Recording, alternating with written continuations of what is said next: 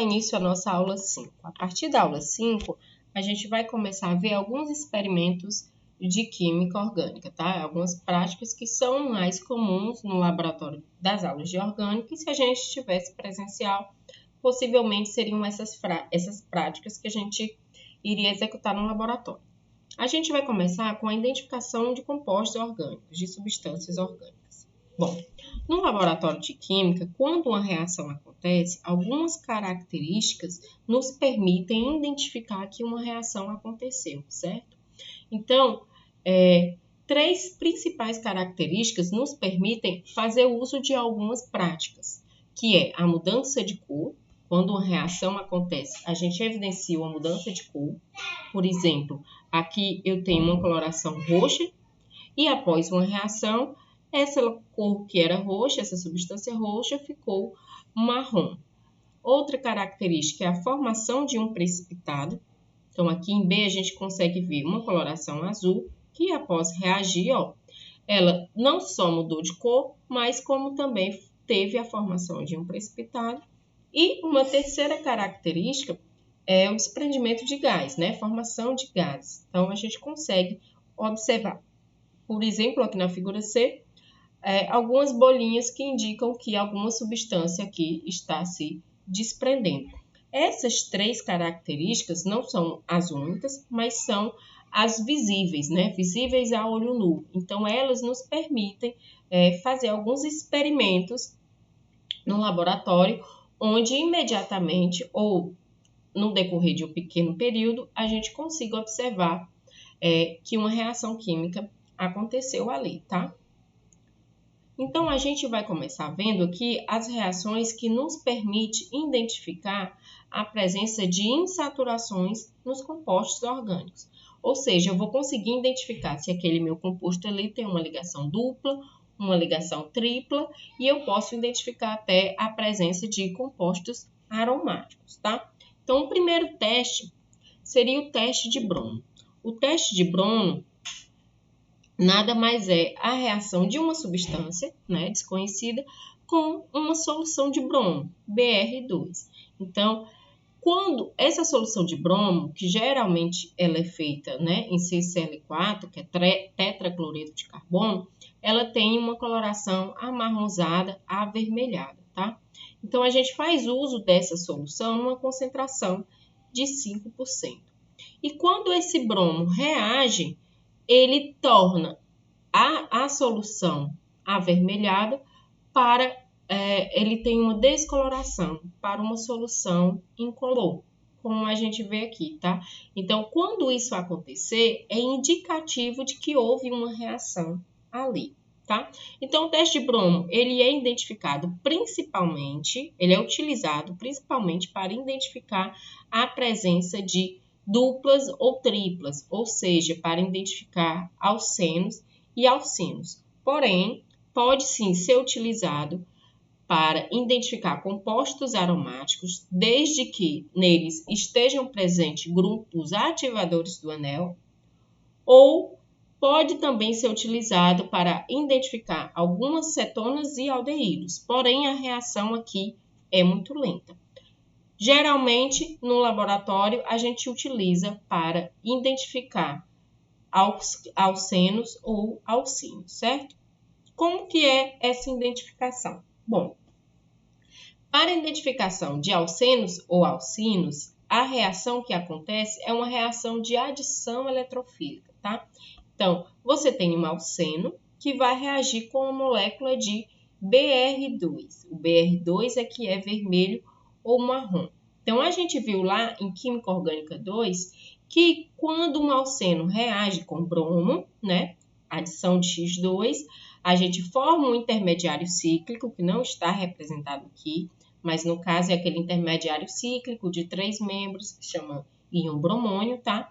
E no final a gente tem a adição anti, né, onde um bromo se adiciona a cada lado da molécula, tá? Então, a gente tem uma adição de Br2, né, de 2 bromos, um a cada carbono da dupla ligação.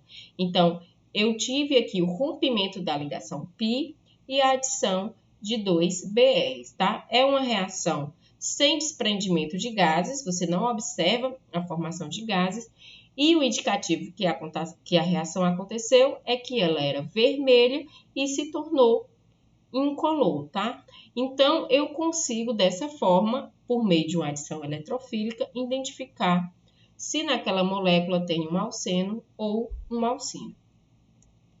Como que é feita a reação, a identificação de compostos aromáticos com grupos ativantes? Aqui, a reação que já acontece já não é uma reação de adição, e sim uma reação de substituição, tá? Bom, observem aqui, preste atenção. Aqui a gente tem um anel aromático e a gente tem um grupo hidroxila. O grupo hidroxila é um ativador do anel aromático. Outro ativador seria OR, NR2, tá? Então, apenas os aromáticos com grupos ativadores é que conseguem reagir via substituição nucleofílica utilizando o teste de bromo ou a água de bromo, tá? Então, quando essa reação acontece, é apenas a substituição de hidrogênio por um bromo, tá? Então, como o anel é ativado pela hidroxila, a gente vai ter aqui a formação de dois produtos, né? O produto ortohidroxila, e o produto que está na posição para hidroxila, certo? Então, o bromo aqui, que era vermelho, reage por uma reação de substituição nucleofílica, formando aqui os isômeros, né, orto e para, que tem coloração incolor. Além disso, você também consegue ver o desprendimento de HBr, certo? Aqui eu tenho um vídeo onde a gente consegue observar essa reação. É um vídeo do Hello, YouTube, and welcome tá? to Goofer King Science. Vou Today, tirar aqui o volume, onde a gente pode observar aqui, ó. Vamos lá, vai reiniciar. A gente tem aqui duas soluções a serem testadas, tá? E a gente tem aqui, nesse terceiro tubo de ensaio, a solução com a água de bromo. Então, ele tira um pouco da água de bromo, coloca no primeiro tubo de ensaio, onde a gente vê que ele ficou amarelo. E agora ele tira um pouco da água de bromo e coloca no segundo tubo de ensaio.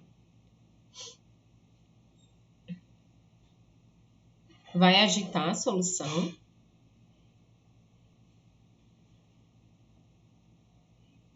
Agita.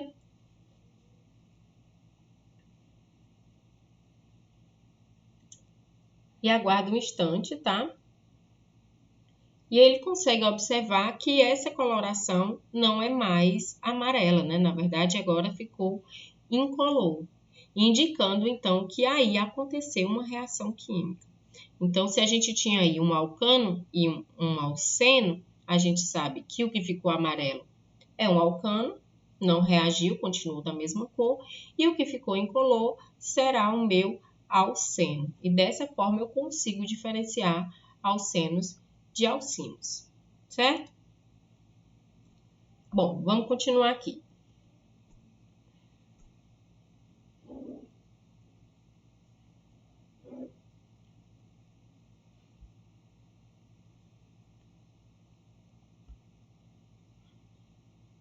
Bom, outra forma de identificar os alcenos e alcinos é pelo meio do teste de Bayer.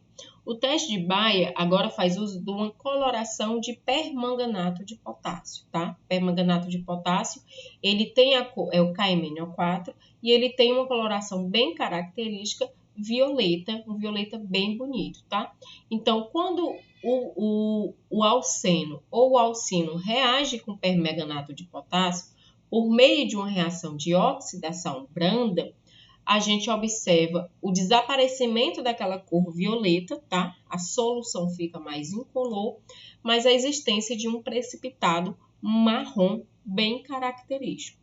Uma característica desse tipo de teste é que ele consegue identificar as ligações duplas de alceno e alcino, mas ele dá negativo, ou é um teste que não é positivo para os aromáticos. Então, aqui você consegue diferenciar bem alcenos e alcinos, de alcanos e de aromáticos por esse teste, tá? Só tem que ter um pouco de cuidado quando nos seus compostos você tiver outras funções, como aldeídos, alguns álcools e fenóis e aminas aromáticas, porque esses sim podem dar positivo no teste de Bayer. Geralmente, nos nossos experimentos, a gente não coloca esses compostos, né? A gente coloca aromáticos, alcenos e alcanos para que a gente possa diferenciá-los por meio desse teste. Bom, como eu já falei, o teste de Bayer é identificado por meio de uma reação de oxidação. A gente viu na orgânica, né, na orgânica 2, que a gente tem a oxidação branda e a oxidação mais energética, tá? A oxidação branda é uma oxidação feita a frio, sem aquecimento, tá? Onde a gente pode utilizar um meio neutro ou ligeiramente básico. E a principal diferença é que na oxidação branda, a gente não tem a clivagem da ligação dupla, tá? A gente tem apenas o rompimento da ligação π, formando um diol. Então, você tem aqui um alceno, que vai reagir com o permanganato de potássio, que é púrpura, né? Essa cor violeta característica, forma aqui um intermediário cíclico, tá? Onde tem aqui o rompimento da ligação π para a formação de duas ligações com oxigênio aqui, tá? Então, depois, esse ciclo aqui vai se romper, eu vou formar um diol e eu formo MnO2. E o MnO2 é que é o precipitado castanho. Então, o indicativo de que a reação aconteceu, o que eu tenho ali a presença de um alceno, é a mudança da coloração púrpura para a coloração castanha. Então, vamos visualizar aqui também o vídeo. Deixa eu tirar o áudio, tá? Aqui ele vai mostrar inicialmente os reagentes, onde ele vai fazer o teste com uma solução de permanganato de potássio 1%, tá? E os elementos aqui testados é um hexano, que é um alcano, um hexeno, que é um alceno, e um tolueno, que é um aromático. Lembrando aqui que quem reage por esse teste de Bayer são os alcenos ou alcinos, tá? Então, ele mostra aqui os 3 tubos de ensaio, tá? E identifica aqui com uma etiqueta as amostras que ele vai testar. E aí é o reativo de Bayer, né? O KMnO4 na solução de 1%.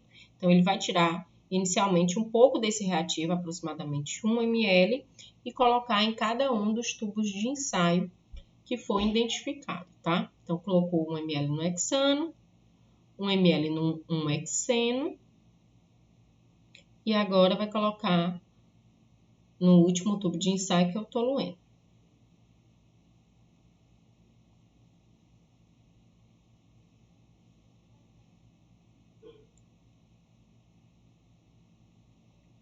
Feito isso, agora ele vai adicionar as amostras, tá?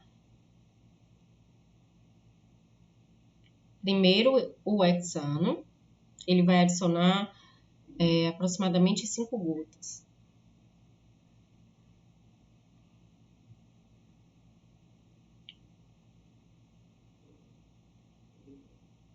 Agora ele adiciona um hexeno, mesma quantidade.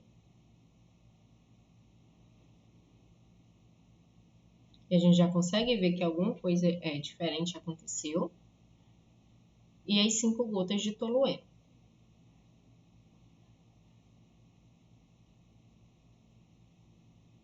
Vai agitar cada um, onde o hexeno a gente vê que está bem púrpura. Ó, no hexeno a gente já observa uma coloração bem distinta. E no tolueno continua púrpura, tá? Então, é um teste bem eficiente para a gente identificar os alcenos, né? Ou diferenciá-los de alcanos e de compostos aromáticos, tá? A gente consegue ver bem que houve uma mudança de cor.